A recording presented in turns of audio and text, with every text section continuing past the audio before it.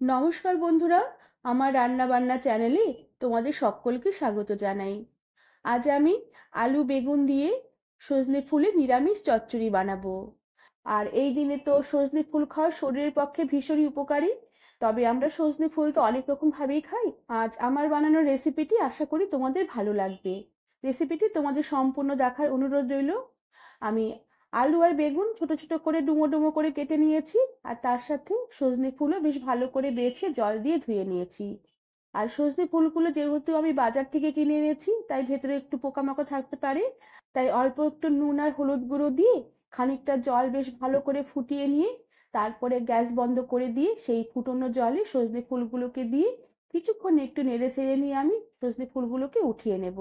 এতে ফুলের ভেতরে যদি কোনো নোংরা জীবাণু থাকে সেটাও বেরিয়ে যাবে, আর রান্নার পরে যে সজনে ফুলের একটা তিতকুটি ভাব থাকে সেটাও কেটে যাবে।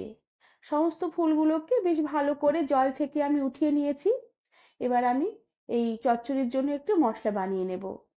এর জন্য আমি শিলপাটাতে একটি চামচের অর্ধেকের বেশি আমি পোস্তদানা নিয়ে নিলাম, আর তার সাথে ওই চামচেরই অর্ধেকের কম সাদা সর্ষে নিয়েছি। এবার ঝালের জন্য নিলাম দুটো কাঁচা লঙ্কা। তোমরা ঝালের পরিমাণটা বেশি খেলে বেশি করে লঙ্কা দিতে পারো। আর তার সাথে সামান্য 1 চিমটির মতো নুন দিয়েছি। এবার সমস্ত মশলাগুলোকে বেশ ভালো করে মসৃণ করে আমি বেটে নেব। তবে সর্ষে পোস্ত বাটার সময় খেয়াল রাখতে হবে এক বাটাতেই যেন মশলাটা মসৃণ হয়ে পেশা হয়ে যায়। এটা একটা পুরোনো দিনের মা ঠাকুমাদের টোটকা। সর্ষা যদি এক বাটাতেই শিলপাটে বেটে নেওয়া হয় তাহলে সে সর্ষা রান্নার পরে আর তরকারি তেতো ভাব লাগে না। এবার সমস্ত সর্ষে এবার পোস্ত বেশ ভালো করে মসৃণ করে বেটে নিয়ে একটি বাটিতে তুলে নিয়ে সেই শিলপাটা বেশ ভালো করে ধুয়ে সে জলটাও আমি বাটিতে উঠিয়ে নিয়েছি। এবার আমি রান্নাটা শুরু করব। এর জন্য কড়া বেশ ভালো করে গরম করে নিয়ে কড়াতে অল্প পরিমাণে একটু তেল দিয়ে দিলাম। তেল গরম হয়ে উঠলে আমি প্রথমে বেগুনগুলোকে তেলে দিয়ে দিলাম। এবার বেগুনের টুকরোগুলোতে অল্প একটু হলুদ গুঁড়ো ছড়িয়ে দিয়ে কিছুক্ষণ নেড়ে চেড়ে একটু হালকা করে ভেজে নেব। তবে এখন বেগুন ভাজার সময় আমি আর নুন দেব না। নুন দিলে বেগুনটা গলে যেতে পারে রান্নার পরে। এর জন্য হলুদ গুঁড়ো দিয়ে বেশ ভালো করে নেড়ে চেড়ে হালকা লাল লাল করে বেগুনগুলো ভাজা হয়ে গেলে কড়া থেকে আমি উঠিয়ে রেখে দিলাম। বেগুন ভাজা কড়ার পুরো তেলটাই টেনে নিয়েছে। এবার কড়াতে আমি আরো একটু সামান্য পরিমাণে তেল দিয়ে দিলাম। আর তেলে আমি অল্প পরিমাণে একটু কালো জিরে ফোড়ন দিলাম। এবার কালো জিরেগুলোকে কিছুক্ষণ একটু নেড়ে চেড়ে নেব। কালো জিরে ফোড়নের সুন্দর গন্ধ বেরোলে আমি যে আলু কেটে রেখেছিলাম সেই কাটা আলুগুলোকে দিয়ে দিলাম। এবার আলুগুলোকেও কিছুক্ষণ তেলে একটু নেড়ে চেড়ে হালকা নরম করে একটু ভেজে নেব।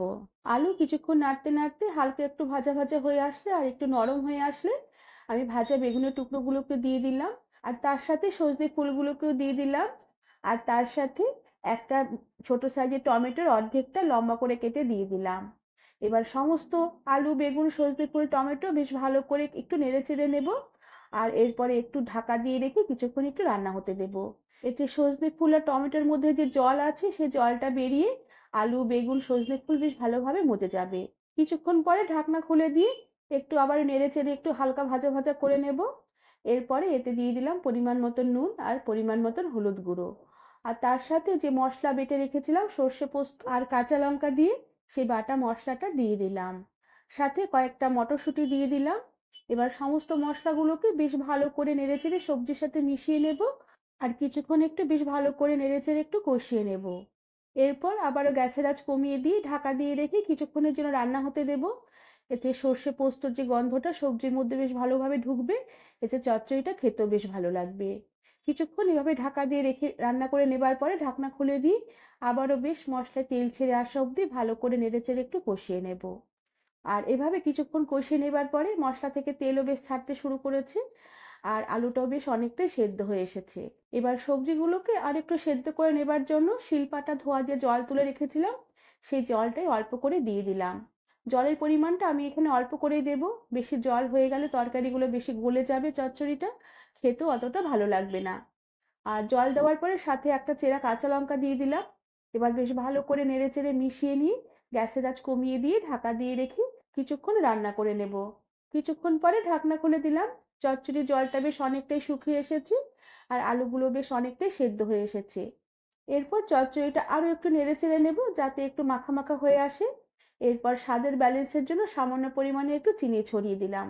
চিনিটা এখানে একটু দিতেই হবে, তাহলে চচ্চড়ির স্বাদ বেশ ভালো আসবে। এবার চিনি দিয়ে বেশ ভালো করে চচ্চড়ির সাথে নেড়েচেড়ে মিশিয়ে নেব। সজনে ফুলের চচ্চড়ি খুব সুন্দরভাবে মাখা মাখা হয়ে এসেছে, আর বেশ খুব সুন্দর একটা গন্ধ বেরোচ্ছে। সব শেষে উপর থেকে হাফ চামচের কম কাঁচা সর্ষের তেল ছড়িয়ে দিলাম। এতে চচ্চড়ির স্বাদ খুব ভালো হবে। আর এরপরে গ্যাসের আঁচ বন্ধ করে দিয়ে ঢাকা দিয়ে রেখে কিছুক্ষণের জন্য স্ট্যান্ডিং টাইমে রেখে দেওয়ার পরে আমি এই চচ্চড়িটা সার্ভ করে দেব। বন্ধুরা, আমার আজকের এই আলু বেগুন দিয়ে সজনে ফুলের চচ্চড়ি রেসিপিটি গরম গরম ভাতের প্রথম পাতে অথবা রুটির সাথে খেতে দুর্দান্ত লাগবে। রেসিপিটি তোমরা সহজেই বানিয়ে নিতে পারবে। আর রেসিপিটি ভালো লাগলে একটি লাইক, শেয়ার আর সাবস্ক্রাইব করে দেবার অনুরোধ রইল। আর তার সাথে পাশে থাকা বেল আইকনটি প্রেস করে দেবে, যাতে আমার সব নতুন ভিডিও নোটিফিকেশন তোমাদের কাছে পৌঁছে যায়। আজ তাহলে আসি, পরে আবার একটি নতুন রেসিপি নিয়ে দেখা হবে। ধন্যবাদ বন্ধুরা।